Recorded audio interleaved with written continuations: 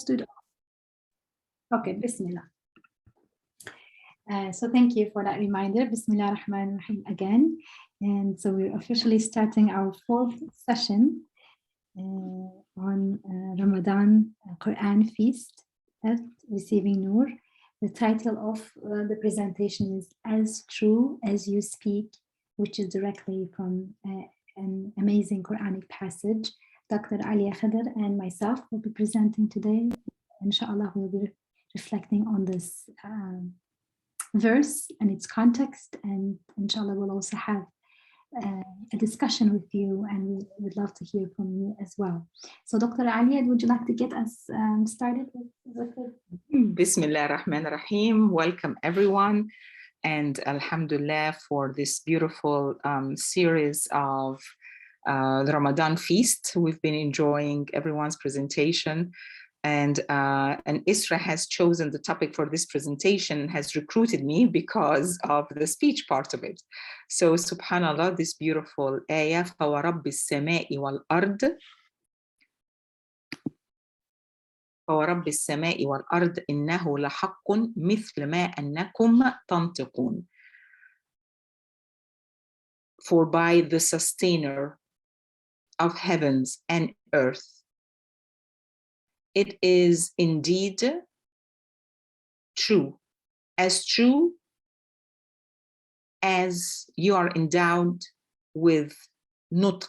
And I'm not going to use just speech, I'm going to keep it nutq, because the word nutq in Arabic includes speech, includes mantiq, which is the meaning that is transferred. So it includes like the language, the meaning that is transferred.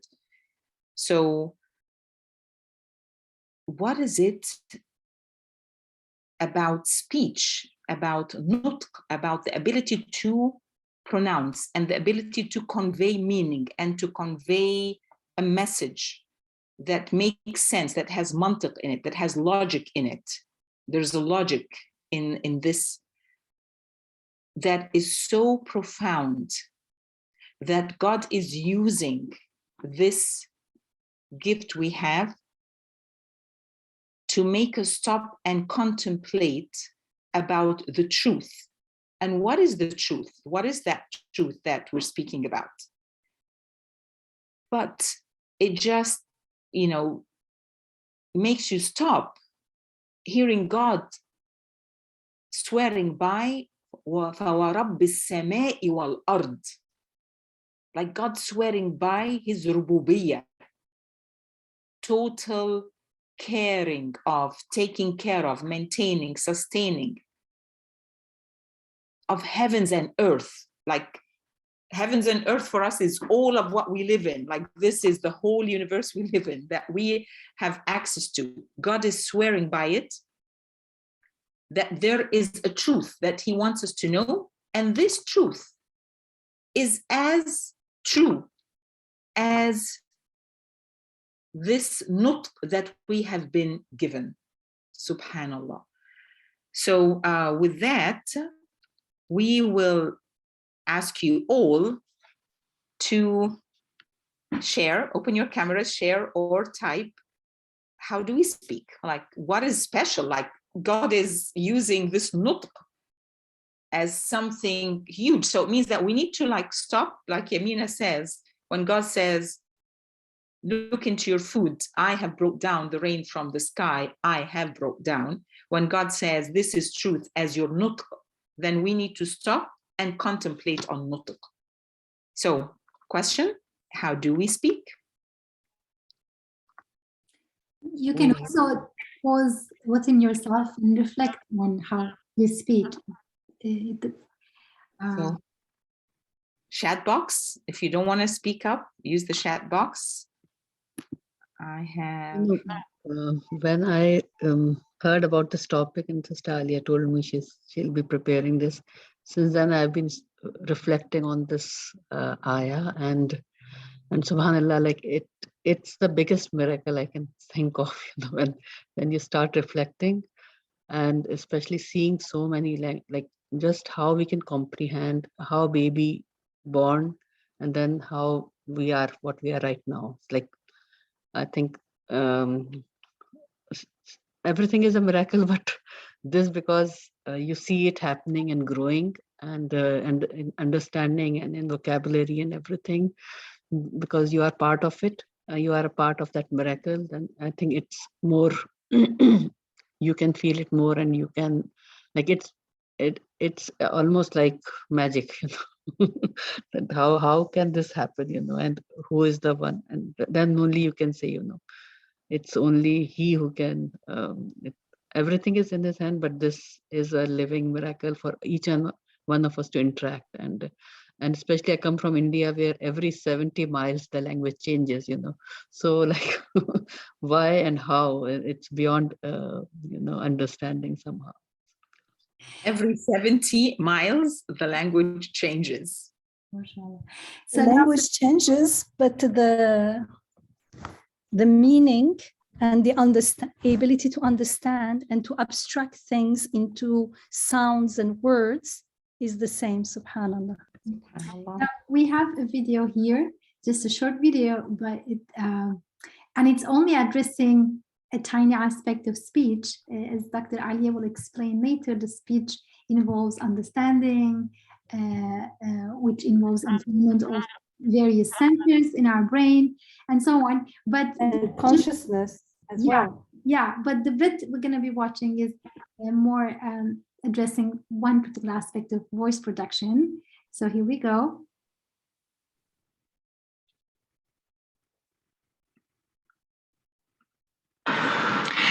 Hello! I haven't had visitors in so long.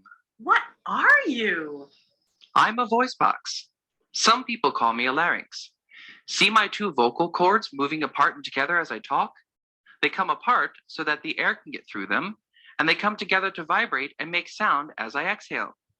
Let me show you.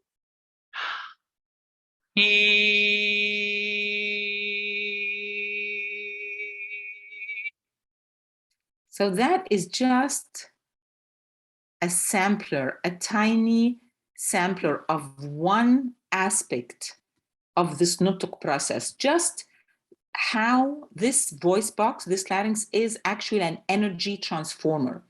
It transforms the energy of our exhalation and makes that energy into movement, changes it into movement of the vocal folds. And then that movement of the vocal folds then changes the pressure. And that pressure changes in that space then leads to movement of the particles of air, creating that sound. And that sound from that larynx for all human beings, without the miracle of the part of the vocal tract that is above the larynx, that's so unique to us, will sound like this. So these vocal tracts in my voice will sound like this. If I go, that is me using my larynx plus my vocal tract. But this is how it would sound for any of us without that vocal tract. It would sound like this.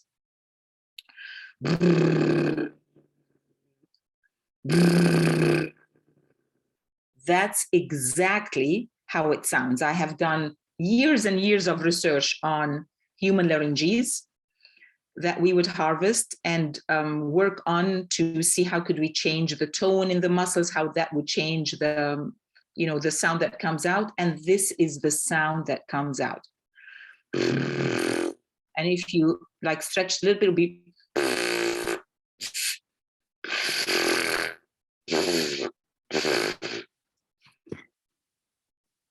How can this sound that I just did be the sound that you hear and know it belongs to me or to Isra or to Yamina or to Zeba or to Sarah or to any one of us? So this is the beginning, and Isra will take us through. To answer this question, we need to go all the way back and start the surah from the beginning and see, how does God guide us through the steps of this contemplation. Bismillah. Bismillah, yes. And one thing we assume that you all noticed when we reflect on our own speaking is that even the most basic aspect of two vocal cords touching each other as we speak is completely beyond our awareness. We don't even know. So when we say I speak, how much of it do I really am even aware of, let alone can claim to own, is really a beautiful, humbling and opening moment, inshallah. So can I'm sorry, you just said something.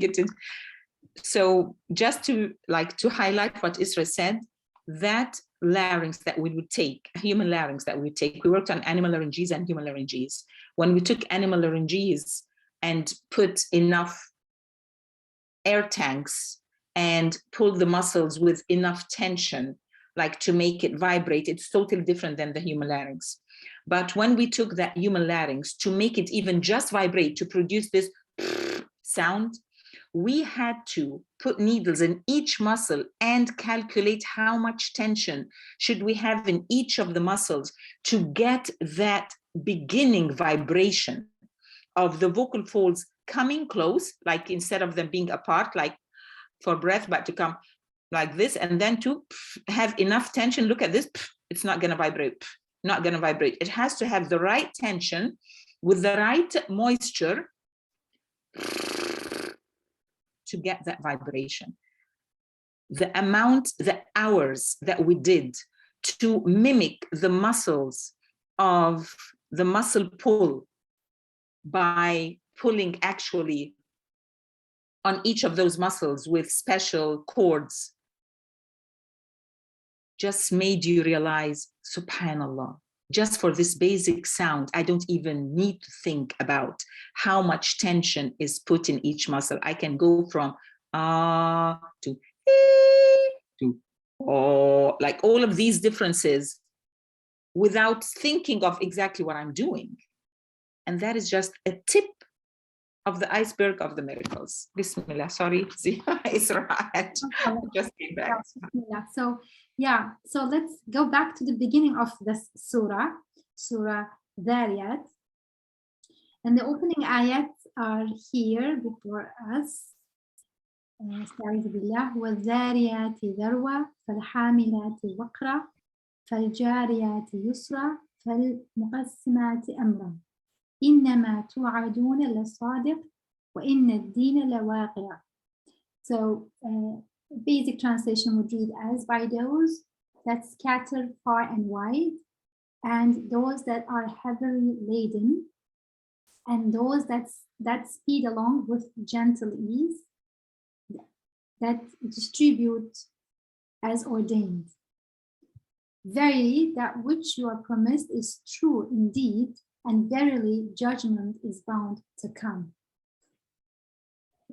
We, as students of the Quran who have been studying with Imam Nursi and Dr. Yamina and Tracy, we are not surprised that there are these opening references to movements and things carrying out duties, and then it connects that with something to come, or something that we don't immediately see, which is what we are being promised, this unseen reality.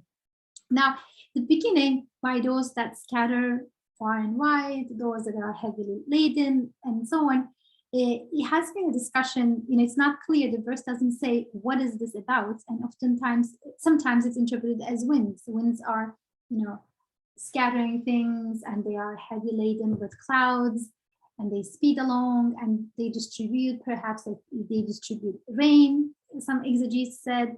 Other exegetes, some said it's about angels. These are the movements of angels that are carrying out divine commands in the world and nature. In either case, there is a point of that these ayat does not disclose who those are, who are those, or what are those, but it is laying an emphasis on things happening around us in the world. Things being, every action in nature is either a movement or being loaded, being dispersed. And so we are invited here to consider the nature around us. Dr. Aliaa?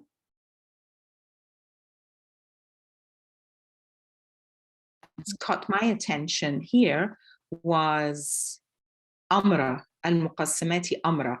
So thinking about like all of these, that the movements that are happening, the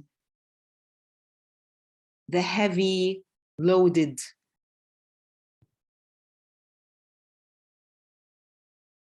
medium that carries what is moving. God is saying, this is Amr. This is Amr with taqsim, like this is Amr that is a purposeful Amr, that it is going to a special place to produce a special function that is ordained specifically, for it. It is Amr. So that Amr is what the ayat is bringing us to. There's a conscious, purposeful command. And this is where the introduction is telling us, focus on conscious, purposeful command of movement, of carrying, of whatever it is, carrying of the rain, carrying of the meaning, carrying of the abstract thought, carrying, and there is a movement that's happening, and there is a conscious purpose for that's behind it. So whatever it is, clouds carrying water, wind carrying seeds,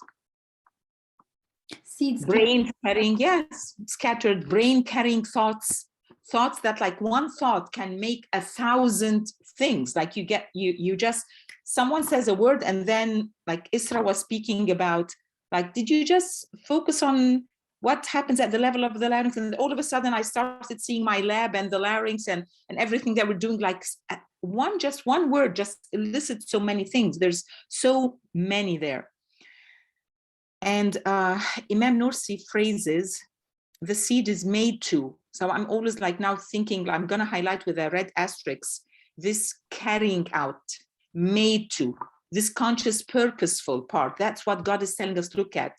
Carry that load, there's no, like, these natural causes is what is the malak, is like the way they are carrying it, but it's not, there's an order, a conscious, purposeful order that makes it carry it.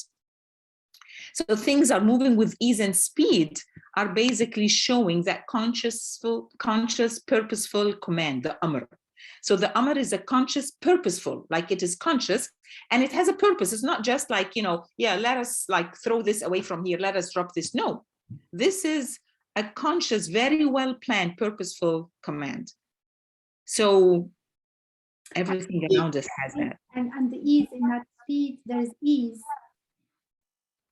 There is ease, there is wisdom, there is beauty, there is multi-purpose. There's not only one purpose.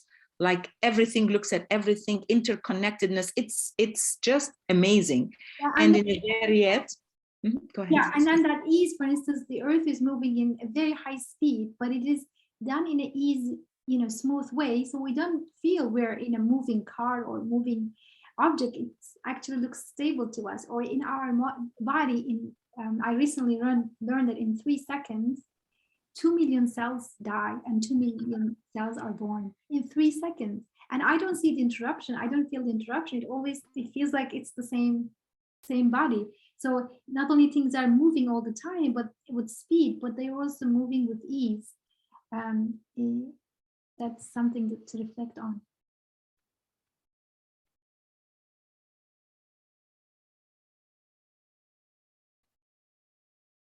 And then things being distributed, as Dr. Aliaa said, in a balanced way. It wants us to reflect on all of this to get to this conclusion that indeed what we are being promised, even though we don't directly see, but what we are being promised, that, for instance, eternal life, or for instance, that we do have a Rabb who is caring and hearing us. These are things that we can confirm. We can see all these movements and employment happening around us, either through what appears to be natural causes like winds, or what is making them move, the angels. In either way, the verse is calling us to reflect on nature, and then so that we can really confirm what is being promised is true indeed. And then the next set of verses, they invite us to consider nature and question the alternative. And when I read this, if I read the surah kind of without reflecting much, these are the places where I get, a kind of cold water splashed on me. Oh wow, this is serious. And it does talk about the high existential cost of turning away and deluding ourselves. So then again, it invites us to consider nature. استعيذ بالله والسماء ذات الحبك إنكم لفي قول مختلف. Consider the sky with pathways, and indeed you're different in what you say or in your claims. يؤفك عنه من أفك. Those who turn away from it are truly deceived, or an alternative rendering is perverted in his views thereon is he who would deceive himself. And قتل الخراصون, it's a strong verse, perish the liars, or they but destroy themselves. What is kharasun? They people who are guessing at things that they actually don't know. They're just kind of throwing up, making up, and that perishing is the result of that. الذين هم في غمرة ساهون. They who are steeped in error, they blunder along in ignorance, in a lost way. So this is our alternative. We are not going to look around with genuine seeing and pausing and reflecting. Then we are going to be blundering along and steeped in error. And then we have the guts, the audacity, stupidity, forgive my words, but يَسْأَلُونَ أَيَّانَ يَوْمُ الدِّينِ. They will ask, when is the day of judgment? يَوْمَ هُمْ عَلَى النَّارِ يُفْتَنُونَ. That day they will be sorely tried by the fire. So these are passages when I read, it surprises us, like, oh, fire, this is pain, suffering. ذُوقُوا فِتْنَتَكُمْ هَذَا الَّذِي كُنْتُمْ بِهِ تَسْتَعْجِلُونَ. Taste the punishment. This is what you wished to hasten. So it is highlighting the incredibly terrible consequences, and it also gives a sense of irreversibility. Once that comes in a way that you can't escape anymore. Here you go, try it. But the pain, as always emphasized at receiving, the pain of turning away is not just a delayed result. It's a result that we start feeling from now, the pain of turning away. So the passages seem very intense, even harsh, but it's for our own waking up. It's not to threaten us. It's about really telling us that this is the outcome of what you're choosing, to turn away from all these rumors being made. Inabi, did you want to say something? Yes, just very fast. So especially when I hear the reminder of the Day of Judgment in relation to something that I should be doing right now, which is contemplating on the existence and what is true and real about the existence. And then all of a sudden, there's this Day of Judgment, and I'm wondering, is that like in the future? And that doesn't connect with me. What connects with me is how here and now I am asked to affirm maybe the possibility of the future Day of Judgment, but also what I taste of that Day of Judgment here and now, which is like an ultimatum that I'm being sort of asked to conclude about reality. And it relates to this. It's like, do you see it? Yes or no? Do you see the miraculousness in this creation? And that ultimatum for me, is the part where I can really connect to that, yes, the possibility of the Day of Judgment, because I feel the ultimatum in my heart when I am faced with the miraculousness of this of this reality versus it just being by chance. Very good point. Thank you very much for sharing that. MashaAllah. The foretaste is here, and we can confirm that definitely. And so instead, then the verses, the Quran turns to talk about the alternative. We're invited to join the muttaqeen, and who are muttaqeen, and what do they choose to be? So I'm going to turn over to Aliaa to cover this section, and then we'll still have time for discussion. Inshallah, we hope to have some time at the end for discussion. Inshallah.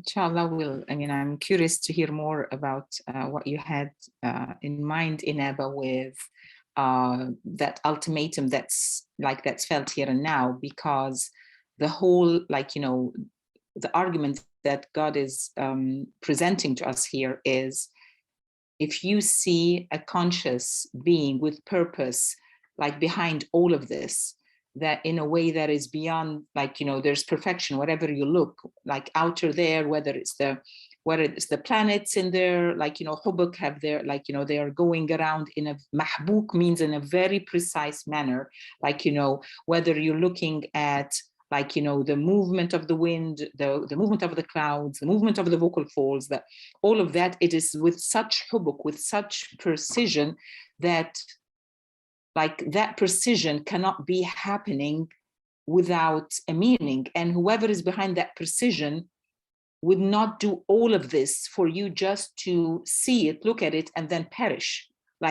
Without you meeting the being who is always doing this, who is taking care of this here and now right away, there would be no meaning. And I just look at us even people now in high-end restaurants, they want to meet the chef. They're eating delicious food, but special people, only special people, they get an appointment, to meet the chef, because the enjoyment of the food totally changes by knowing the chef, knowing the one who has purposely put this beautiful meal for you. This is something that we as humans are made to want to know. Who's behind the secret Valentine? Who is behind, all of these things that, that we, so when we see purpose and beauty and extreme, exquisite beauty, then the question is I want to meet, I find it in me that I want to, I need to meet this. And if there's so many other basic needs, more basic needs that are met, how come this need that is rated to all of the exquisite miracles in the world will not be met? That is where kharrasoon isn't even a very interesting word in slang. In Egyptian slang, we say ikhras. Ikhras means close your mouth, shut up, and it's a very strong, you don't say ikhras in a regular conversation. Ikhras is when you are at an upper end and saying to someone who's speaking total nonsense, you say ikhras. Kharrasoon, you're totally saying a lie. That now there is a word like kharrasoon, those people who deserve this ikhras khalis. We say ikhras khalis. Those who are Egyptians will know this term, don't even make a sound, because you don't have any logic behind what you're saying, that there is a word kharrasoon. So this is how it doesn't make sense to see all of this exquisite, perfect planning, and then say there's no one behind it. And if there's someone behind it, I'll never meet him. He just is doing all of this for no real reason. It's just out there. Yeah, but that means that we didn't get to know who is behind it. We didn't really look carefully, because if we see how it is directly related to my life here and now in a necessary way, because it changes how the quality of my life. And we are not usually aware of that because we are unaware. But otherwise, we are living a meaningless life that has no real future, no real meaning and purpose, no lasting purpose. And that means we're living a nonsense, as using your word, life. So what makes our life worth living, what makes it precious, valuable, meaningful, purposeful is the connection to this sustainer. And it is directly related to belief, confirming the hereafter and believing in the hereafter here and now. So the point that Inaba was making is extremely important. We keep, I feel the need. This is something that I learned from the Risale Nur, from Imam Badi'u Zaman Sa'id Nursi rahimahullah. It's like here and now. If you believe that Akhirah is after, in an unknown future, it means there is no, you're not aware of what you're talking about. You're just repeating. That's just taqlid, imitation. It's not true belief. That's something else that he uses, which is like not denying is not the same as believing. To believe, I have to be aware and feel and experience and taste the consequences of believing in Akhirah here and now, or not believing in it, not feeling it. It's extremely important because it's directly related to how we know God. If I say there is someone and I carry on with my life, it means I don't know who that someone is. I'm just saying there is someone, as opposed to I'm not denying. That's what I really mean. But who is this someone is very important. Inshallah. Inshallah. And yeah, and I think Sister Nada had another great question to raise. If there is time, inshallah, she might ask that one as well. So yeah, so then we continue, Aliaa. So then there's one alternative, which is the alternative that there is no, like there's nothing. And that alternative is the one that Isra scared Isra about, like, you know, this is this fire that is, you know, in even another surah that doesn't make you die, doesn't make you live. And then there's another alternative, the alternative of al-muttaqin, like an alternative that is like all of a sudden, like after you get all of this qabd, like, you know, oh my goodness, like, and then you get innal muttaqina fi jannatin wa uyun. Like there is a group of people that are always, it's not that they will live into Jannat wa Uyun, you know, they are living now in amidst gardens and springs. This is their hal. They are walking through life as if they're walking through gardens and springs. And it's like, how? Like, I want to be that. And then the key comes in this next ayah 16. They're muttaqin, that this is their hal. Their hal is like, I'm walking in, you know, within gardens and springs. Everyone wants to be that. Everyone wants to feel that. We felt it for like seconds, milliseconds, minutes, and we want it to stay longer. We felt it. All of us have felt it 1 minute, one time.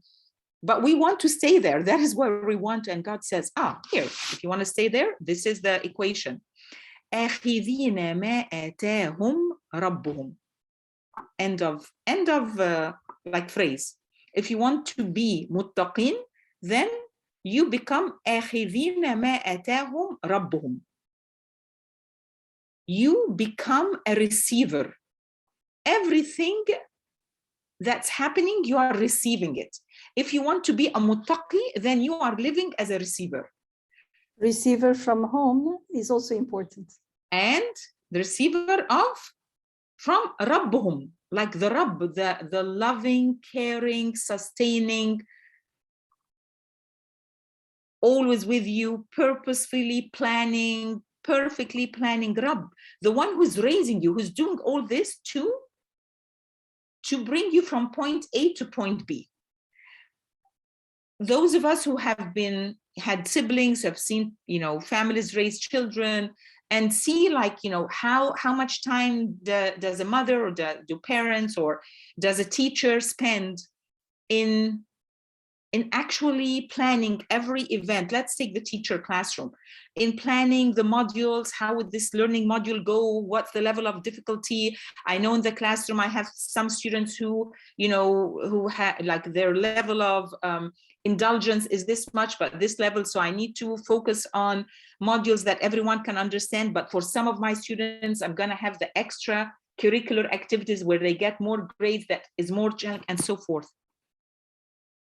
The students in the classroom are not taking this from me as an abuser or as someone who's doing it without purpose. Actually, in my classroom, I had students, because they ask you about, they ask the students how much time do they spend in answering, like in doing homework. And I was one of the ones that had the highest time spent, which was a negative thing. But then there's another survey that my students take, all students take, when they go to the workplace, and they were asking which one of your professors had the highest impact in helping you in your current position as a clinician, and I showed up there.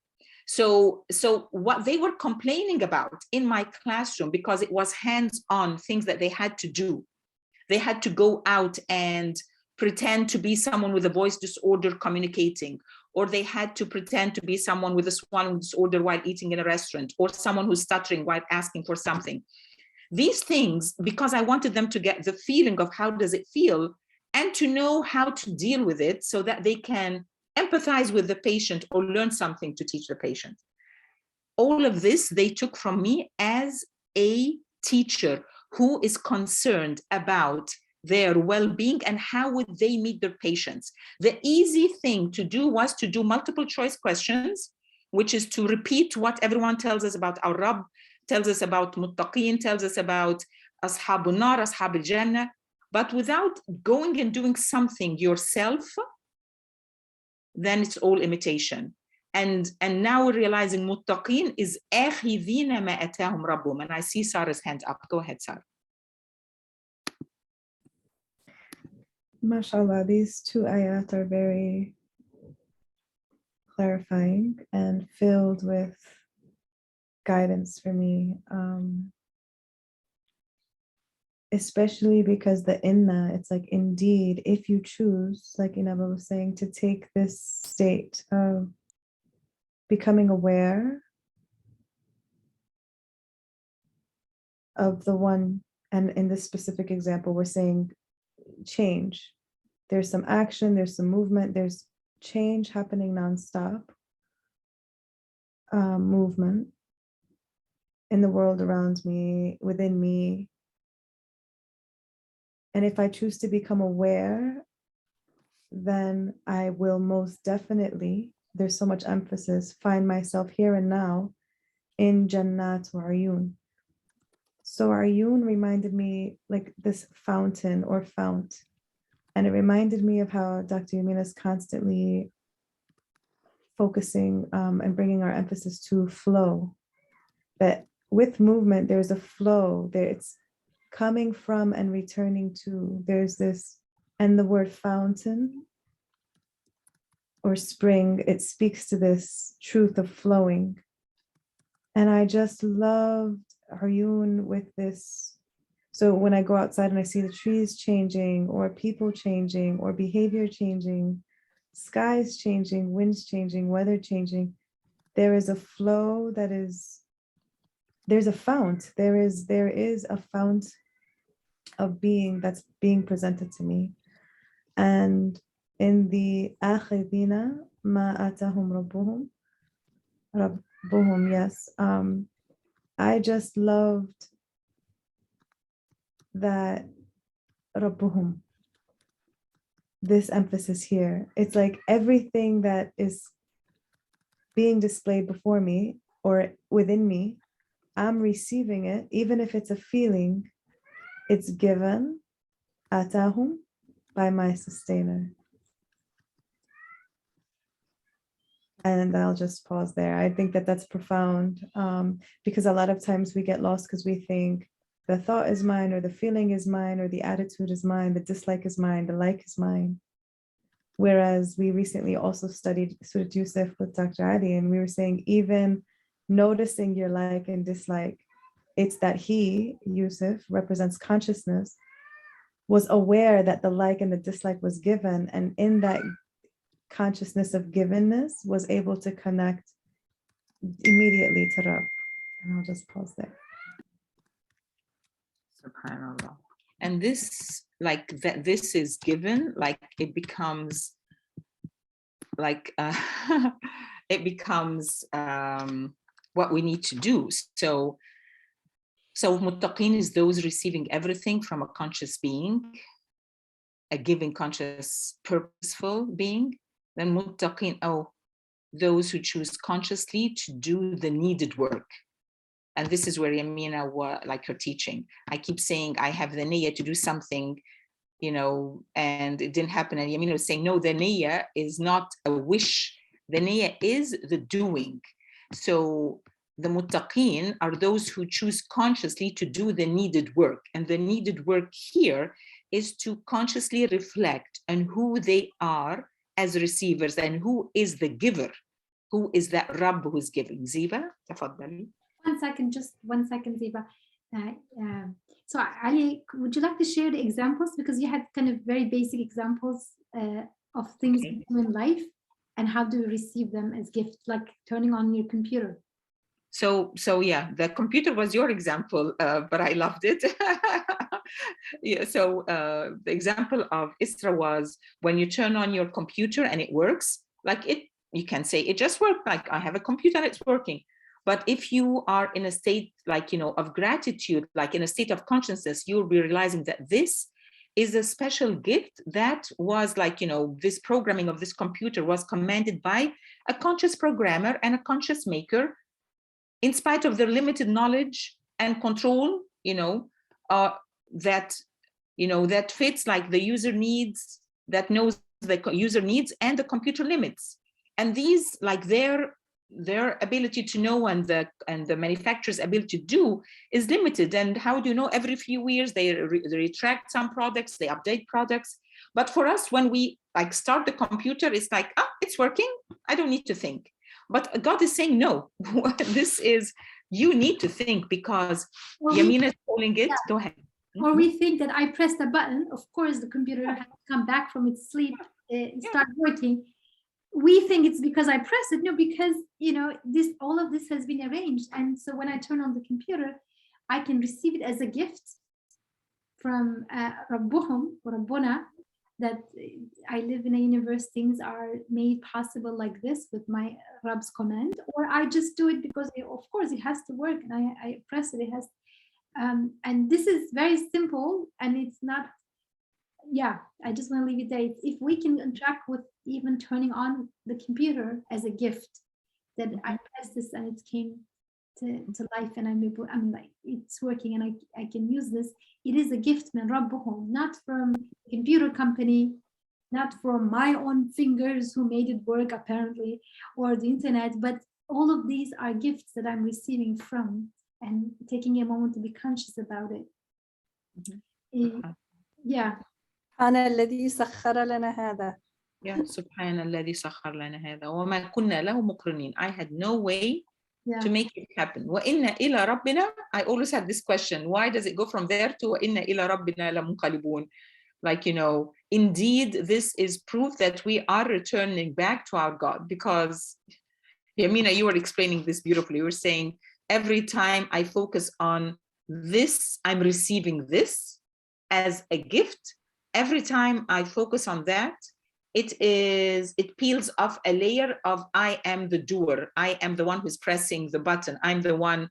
And how many times have I personally, if the computer is not moving fast, I've been like pressing the button, like, you know, repeatedly, as if I press more fast, it will work. And God's saying, no, this is not how you realize that it's not you, it's me. And Yamina now, she's been using flowing. It's flowing through us. That's why it's not a verb that's used, but an active participle. منقلبون. We are in a state of flow, return. Because if things are coming through me, given to me, it means something is coming and leaving, so another new one is coming. We are always going back. If I don't see the going back, it means I'm not seeing the flow coming in. Sister Ziva, did you want to jump in now, or? Go ahead, Ziva. I just had, I was asking, will you be reflecting on the second part of this ayah, akhizina ma atahum? Because that's the key to it, you know.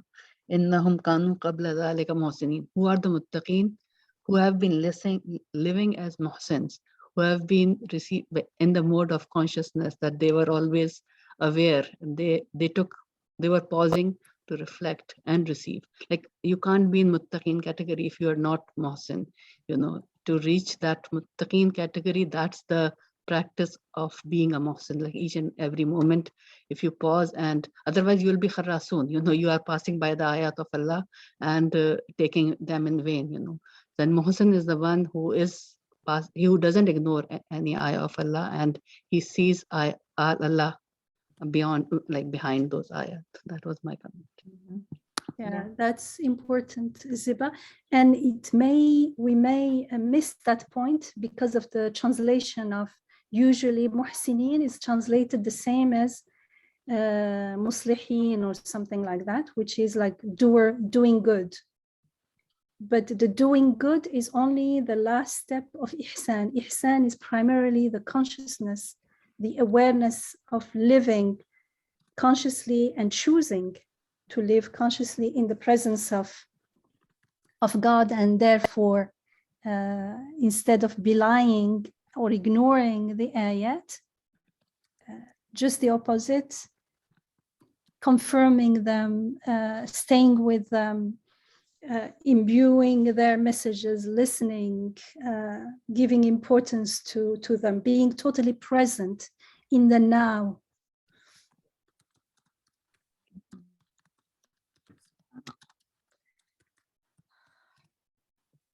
This is where the Quran is always amazing. And then God then also gives us that path to this taqwa, the path of the muhsineen, and the outcomes. So the path, like they would actually spend, like, you know, قَلِيلًا مِنَ اللَّيْلِ مَا يَهْجَعُونَ, that they will spend a big part of the night, like, you know, or the opposite is like they spend little part of the night, only little part of the night do they use to rest or sleep. The rest they are using to contemplate. وَبِالْأَسْحَارِ هُمْ يَسْتَغْفِرُونَ. They're, you know, they are, you know, in the time of sahar, that, you know, very early morning time, they are always in a state of realizing, making istighfar, which means that realizing I wasn't totally connected. Like, you know, before there was like this whole series that we had in Receiving Nur about istighfar. And istighfar was like realizing that there was a moment that I did not fully, like there is an opportunity that I did not take full advantage of. Every moment as a receiver, I have the opportunity to take full advantage of connecting with the giver. And in the moments that I don't take full advantage of me being the humble receiver, receiving from the Rabb as-samawati wal ard, I waste that moment. And istighfar comes for me asking forgiveness that I have disconnected myself from the source, the most important fact in my life. And Yamin and I was calling it, what's the word? Indispensable, the most indispensable reality of my life, that I have a Rabb that's taking care of me. And that indispensable reality is what puts me in any hardship, that puts me in heartache, that puts me in fear, puts me in huzn, sadness, puts me in worry, fear. And only with this indispensable reality, connecting with it, can I be walking Jannat wa Ayun and realizing the springs, things are coming and flowing. So this is the status of those muttaqin. This is what they're doing. And because of that, the outcome, they realize وَفِي أَمْوَالِهِمْ حَقٌّ لِلسَّائِلِ وَالْمَحْرُومِ. They realize that what they have is not theirs. And there is a haqq, like a haqq is like a right, like there is a due share, a right in there, whatever that their wealth is. That wealth could be their knowledge, it could be their kindness, it could be their whatever it is, or their actual money, to those who are needy and asking, and those who are needy but are not asking. because some people know their needs and they ask for it, and some don't know their needs. So all of these are interconnected, and what is surprising perhaps is that right along with this, the verse says وَفِي الْأَرْضِ آيَاتٌ لِلْمُوقِنِينَ, and there are signs لِلْمُوقِنِينَ.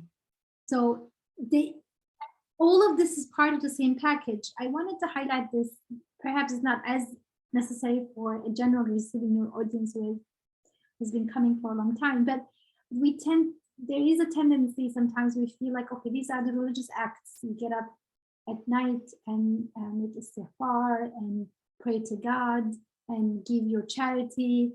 But in the Quran, we put them aside as religious acts, and then there are other things. Maybe you can reflect on nature, maybe not, but it's all one package. The muttaqeen, the verse just flows, having noted this, what keeps them up at night, this awe, and then what keeps them asking forgiveness is because partly we have a lot of mistakes, including, as Aliaa was saying, that our illusionary way, sleepwalking through life that we want to ask for forgiveness from.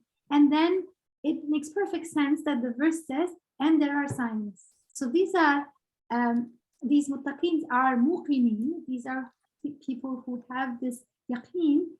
There are signs on fil ardi. It just kind of seamlessly moves into the signs. It's not a separate category for some people. It's all part of the package of the muttaqeen. And وَفِي أَنفُسِكُمْ أَفَلَا تُبْصِرُونَ.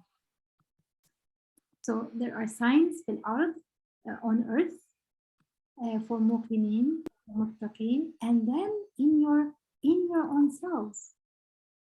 And the verse is so kind of direct. Don't you see? أَفَلَا تُبْصِرُونَ. Don't you see? So inshallah we can see, and we with reference to fi anfusikum,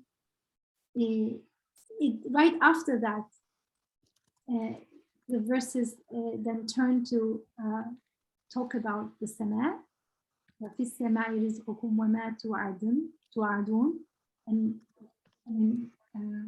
the heavens and the skies is your risk, your sustenance, and what you promised. So it's as if of course there are many meanings, but one meaning that maybe there is that just as you see the sama and the rain coming down, as real as that is what you're being promised, which in the superficial sense seems not accessible. Oh, I don't know if I'm going towards something. I don't know if there's something beyond all this. It's as if the kind of superficial look wants to say, well, I don't know, but actually this is as real. Whatever is making that rain, your sustenance, miraculously come down from the skies. Why is it a miracle? Because there's immense wisdom in that process, immense compassion in that process, and it exceeds the capacity of the sky to know you, or for the water to say, let me go up and then come down so they can access me, or let me be a means of life for them. It's beyond all these apparent seeming actors to give us sustenance, to give us life, and yet it's happening. So if this is happening, then the miracle of coming back to life, or the miracle of being addressee of this transcendent Rabb, is, of course, it's all in the same certainty. So after saying أَفَلَا تُبْصِرُونَ, and then right after that, this verse that we started with is located. فَوَرَبُّ السَّمَاءِ وَالْأَرْضِ إِنَّهُ لَحَقٌّ مِثْلَ مَا أَنْتُمْ تَنْطَقُونَ. By the sustainer of the heavens and the earth, this is as true, as real as your speech, as your speaking. مَا أَنَّكُمْ تَنْطَقُونَ. And speaking also has the idea of meaning, speaking, meaningfully. I skipped a few things just because of time, but we can always come back to those. Did we want to show that video quickly? Before that video, I just wanted that inner fi anfusikum. I just wanted to highlight that is a big thing, like to stop at like the inner signs, which is what we find ourselves liking or disliking, because we never question that. Like I find myself, you know, always like, you know, amazed and awe with beauty, but like we visited Dr. Yamina maybe last weekend. So myself and Ziba, and as we were contemplating on beauty, you know, she was highlighting, it's not just about the beauty, it's like contemplating about the liking, the awe that you find in yourself. Like this awe that I find in myself when I encounter beauty, or the feeling of love and warmth and connectedness when I am with my friends. Like, you know, we had some time together the day before we left, and Ziba was very kind. You know, she showed a lot of kindness to us, and we were enjoying this kindness and that warmth. So where is that feeling of warmth coming from? Like, you know, and Yamina, if you don't know Dr. Yamina's cooking, she cooks the most easiest, but the most delicious. Like, and she makes a point about making her cooking easy, but the most delicious. Every time I taste anything she cooks, it's like, And where does that that satiation, like where is that, you know, how can a being, like, you know, how can, you know, if I look at myself as a physical being and I look at food as a physical being, like where is that coming from? And if I see myself as a human being interacting even with a physical being, still, where does that come from? It doesn't explain it. And when we are two human beings, where does that warmth in the heart come from? Where do you are in awe for kindness? And if you go to the next, you know, disliking, why do I also find in myself like this disliking for a closed space or for ugliness? Like we were walking around Diyanet Center, things were, you know, broken, and I find like I was really disturbed by why does someone break beauty? Like why are these, you know, why do people not try to preserve it? It's beautiful, like, you know, but why do I feel that? Why, where, when there's no one around you and you feel you need, like, you know, kindness, where does that loneliness? So these are the inner signs that these feelings, I find them in, because if I, like when I find a lot of times fire in my heart, if I could control that fire, I would stop it. I don't like that feeling. I would rather be walking in pastures and beauty. So the conscious questions, which is like to be the conscious being, is to ask, how can a physical being react to another physical being or physical matter with feelings? And where do these feelings come from? And what is their purpose? And then the conscious attitude that comes from, like, you know, these questions becomes after that, you know, to listen to these, like, you know, feelings as messages, receive them. Like, can we move it a little bit up, Isra? Like, you know, no, the other way down then, I'm sorry, I'm moving the other way, which is just like which is the conscious attitude, to listen to those feelings, to receive them, to receive this feeling as being brought to me here and now, flowing into me. Like I was totally satisfied, and then I found fire, like this fire, instead of like, I don't like fire, I hate fire, these people have caused this fire. It's like, where is this fire coming? Like, who is sending it? If my students are taking the fire from me, knowing that this is me trying to teach them something for when they graduate and real life, for me, real life for them was in the hospital, then can I take this as my Rabb working with me to help me when I graduate to the real life, the eternal life, the same way?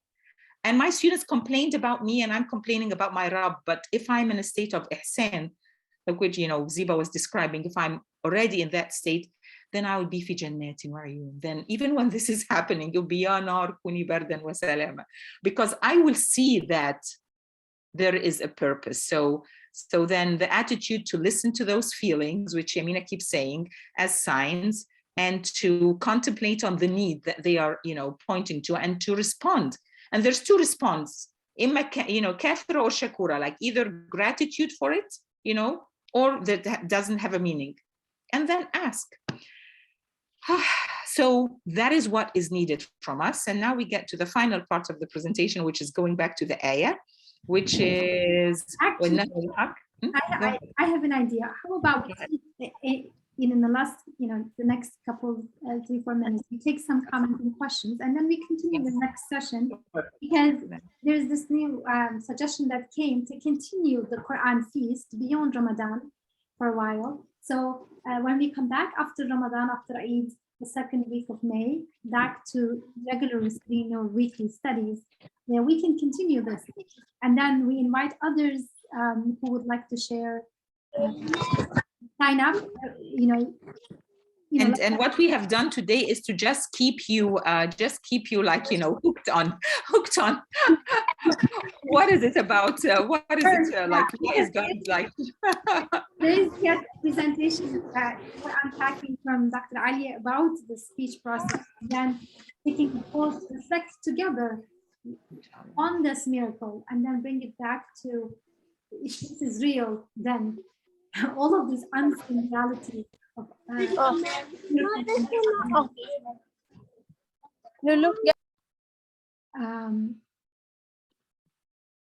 so Sarah has her let's hand up close again. here for now, and we'll take a couple comments or questions, and then Inabe, you had a prior question that I kind of snoozed.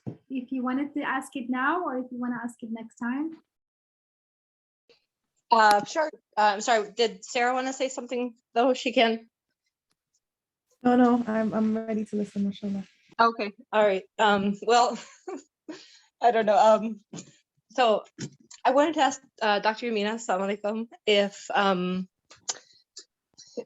I don't know. I guess I was trying to give myself a homework assignment where I had to teach the definition of belief to my children, or to children.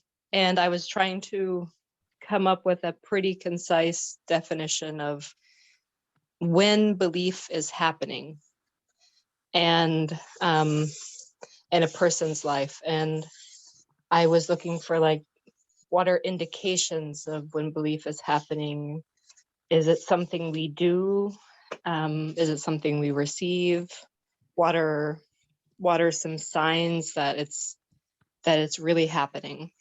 That's what Isra's referring to. I had sent the message to Isra, and she wanted me to ask it today. Jannat wa Ayun.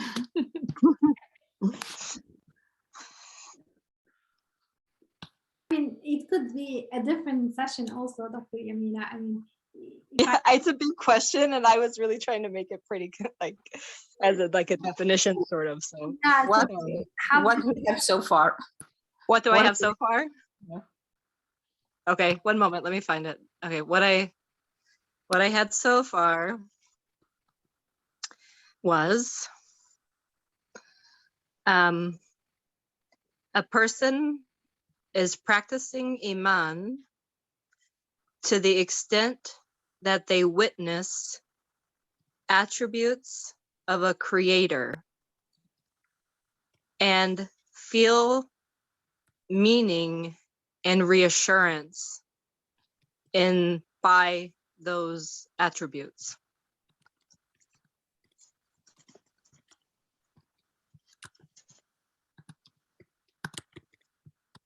So a person is practicing Iman to the extent that they are witnessing attributes of a creator.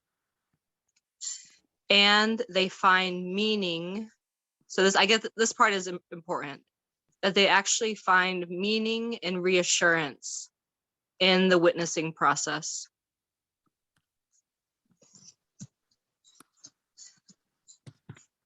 You could use the word safety. I chose to use the word reassurance. Maybe, Dr. Yamina is so quiet. Maybe a longer question, so that needs more unpacking on your part, and maybe more unpacking on Yamina's part. So I didn't insist that you say it now, you ask it, and thank you for asking, but maybe we'll just let it brew. So Inabi is asking, what is Iman? What is its signs? How do we know the symptoms, or how do we practice it? Is it something to be practiced? Is it something to be received? And she had a session. Yeah, what is it? We can have a session when more than one person shares Yeah, and it could be like a discussion. Definitely Iman is something we receive, but it's like a field. You work the field, you prepare it, and then things start growing. The growth has nothing to do with us. It's a gift, but it does, crops don't grow everywhere. They grow where people have done some preparatory work. So there is something we do, but the Iman, in order to receive the Iman, inshallah. Inshallah. Wonderful. Thank you. Thank you for that appetizer, Dr. Yamina. That's for myself. I'm excited. Yeah, and sorry for asking a really, really big question and expecting like Hey, a really but you super did- concise definition all at once.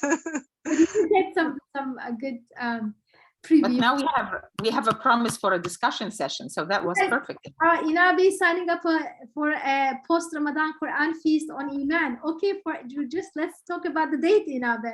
Yes. Inshallah. Okay, so we'll come back. Jazakallah khair. We'll come back very quickly. We are sort of out of time, so we'll have a couple more minutes coming back to this presentation. Sarah, did you want to jump in, or anyone? I was just going to, because the cliffhanger is such a profound one, and I'm not a fan of cliffhangers. I'm like, wait, what? We're not done. Hold on. So the question of bringing us back to speech, or maybe communication is a better word for it, and how we ended on the note of receiving, being in the receiver mode. And the actual example that came to me when we were talking before we got into larynx was I got to see a small human being interact with other children who don't speak the same language. And the way they spoke the language of play and understood one another was total oneness. I mean, it was as though they were speaking the same tongue through only eyes and smiles and body. And so it brings me to that last verse of speech. Haven't you reflected on? I mean, I want to see the ayah again. Swearing by the sustainer of the heavens and the earth, that indeed there is a haqq for me to confirm that I can see and witness through tantiqun, through this receiving of an experience. It's happening, it's multi-sensorial, it's not just speech, it's eyes, it's like feelings, the small humans perfect. It's consciousness expressing itself. Yep, this consciousness, like there is a beautiful video that inshallah will be shared about that consciousness, part of intending to speak and what comes out of you. You could intend something, but would it always come out of you? That is a huge miracle. When you intend it comes out, it's a miracle.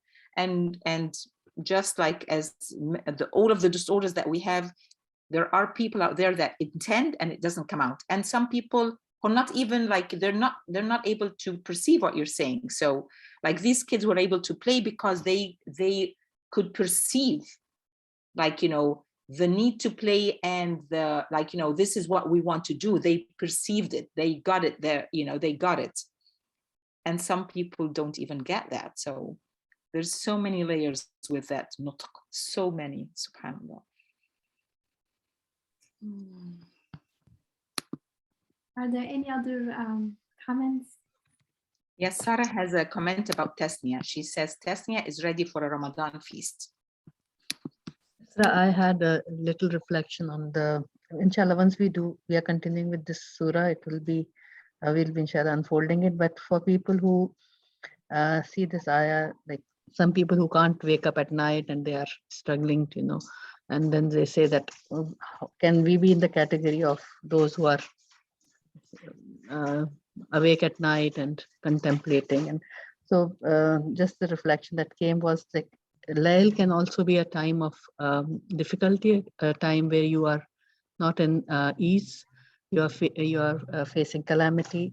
So, and yujaun is also the verb. It's used for calmness, like when you are calm in the time of difficulty.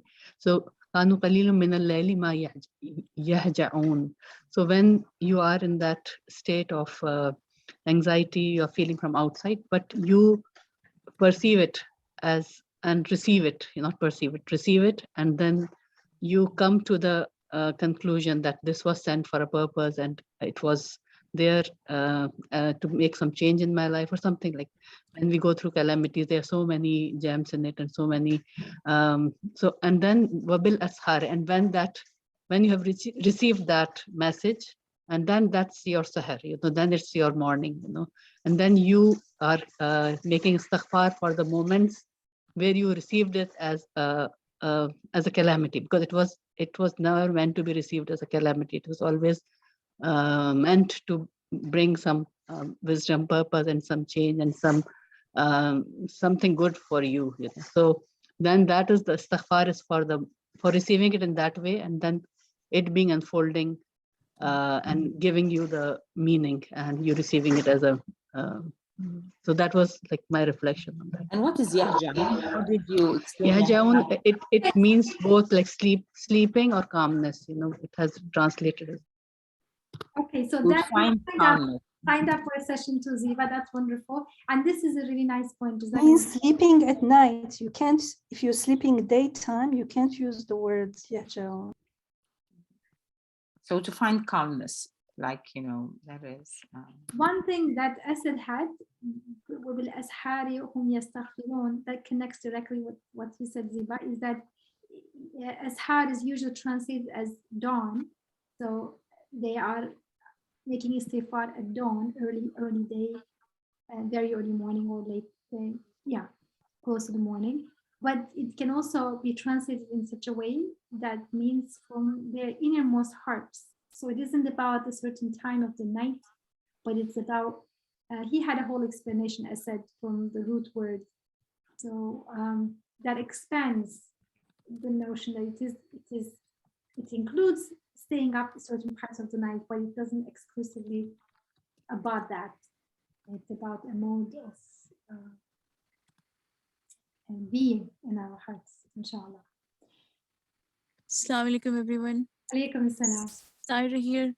Jazakallah khair, Dr. Yamina, everyone, for doing this. I missed a couple, but alhamdulillah, I could join in today. Today is my husband's 3rd anniversary of passing on, around 5:15.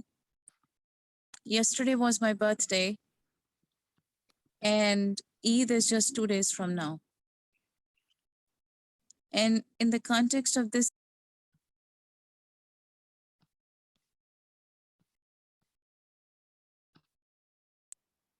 I'm thinking that there is so much to, this is what I was saying today earlier to my mother and my khala, my aunt, as they are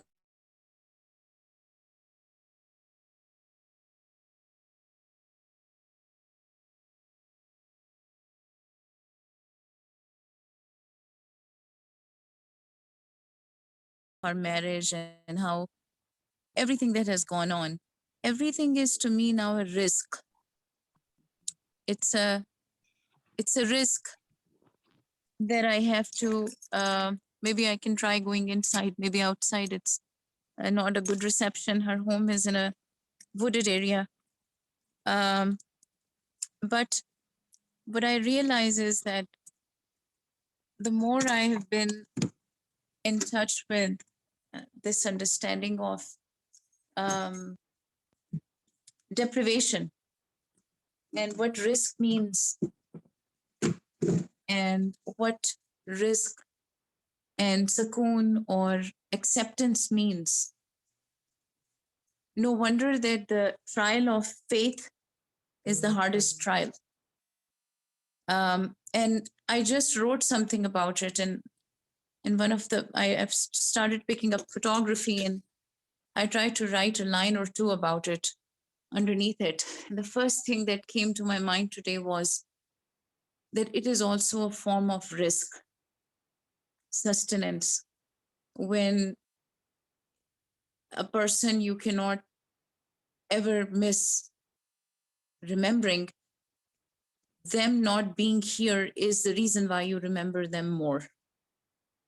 So when I look at this ayah, if I were to do in my state of mind, an interpretation in my sense is that this is a sign of Allah that I have filled the Quran with this one line, and to me is your return.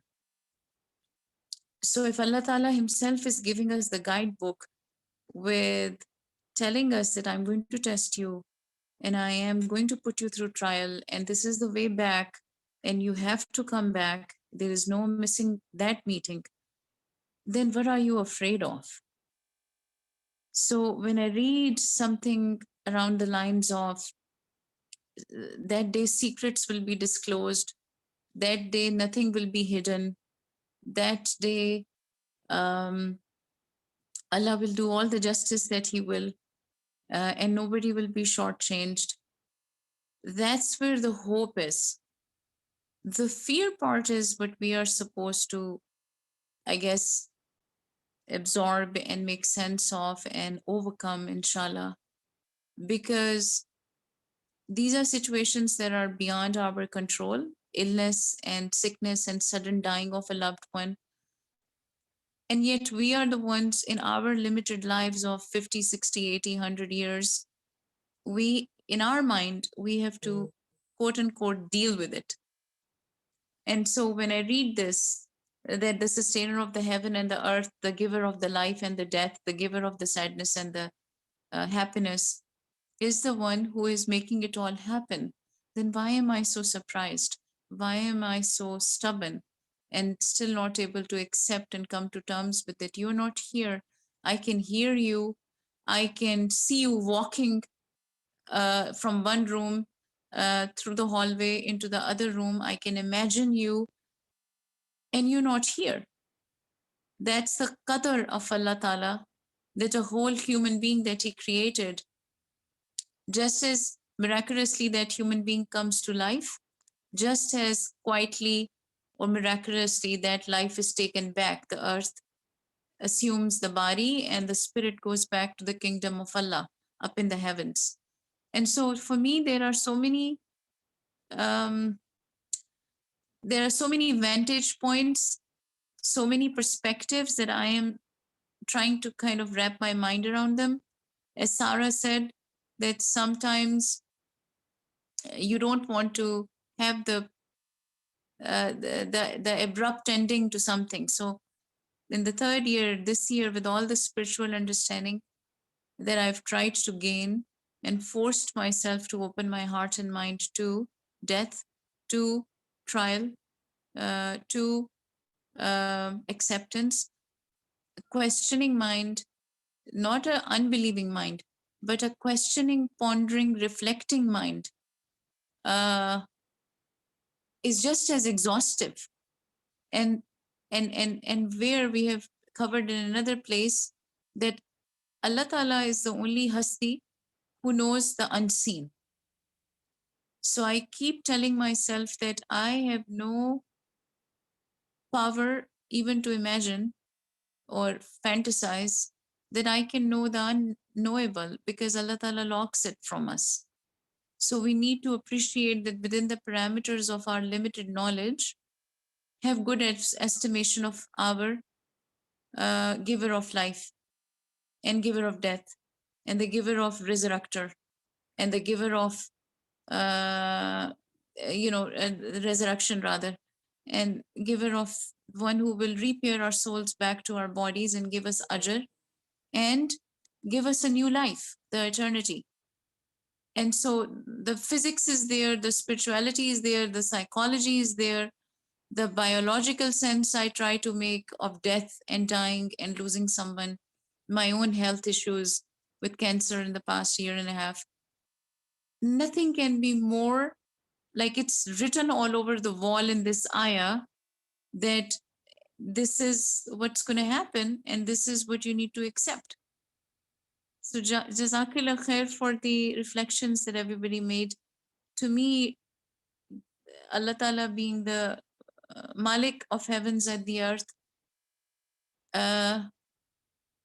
if he breaks and crushes the heart of a wife in that sense, and I hate saying it like this, but I'm just telling you how I feel, that you're doing something that I don't accept in my mind, being a widow, and at the same time I know you're doing it because only you can do it.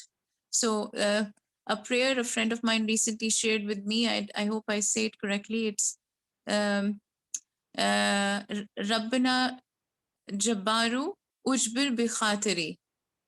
I think it means something like Allah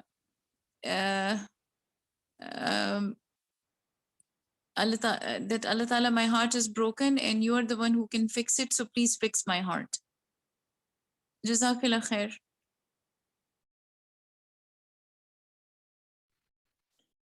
Wayaki, Sarah. Thank you for sharing. And Sarah has this little note in the chat. It says, wow, Sarah, a celebration of the giver of life, the giver of death, the giver of eternal life, the giver of the eternal promise, the giver of sustenance, Eid al-Fitr, the gift of having a Rabb who takes care of us every step of the way. May Allah grant your heart serenity and reassurance. Ameen. And this is dua for you and for all of our hearts, inshallah.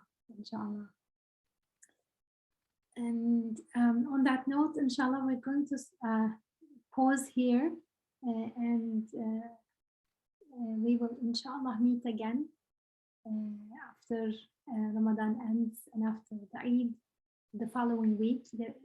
Stay in touch through our newsletter. You will see the Ramadan post-Ramadan schedule. Inshallah, it's going to be again in the evening after Maghrib around 9 p.m. Eastern, and we'll announce today as well. We're looking at second week of May to resume, inshallah. And we would like people, if you'd like to share your Quranic reflection or team up with someone and share and present, and Dr. Yamina, inshallah, going to be again with us in this study, so she can also comment, answer questions, and others can join as well. So we want to continue these feasting from the Quran together, inshallah. Ramadan Mubarak once again, and let's keep each other in our dua. And Jazakumullah khair. Assalamu alaikum. Wassalam. Thank you so much, everyone. Jazakallah khair and happy Eid to all. Rahmatullah wa barakatuh. Happy Eid, Eid Mubarak, everyone. Can you finish the recording and just let it be, Isra, so we can say Eid Mubarak to each other?